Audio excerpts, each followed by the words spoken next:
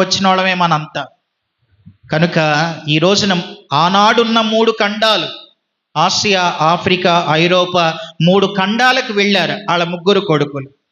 కనుక ఈ రోజున ప్రపంచం అంతా ఎవరి ద్వారా దీవించబడింది అని అంటే వీరి 3 ద్వారానే. అంటే దే ఆర్ బ్లెస్డ్ చిల్డ్రన్. ఇది 7వ మాట.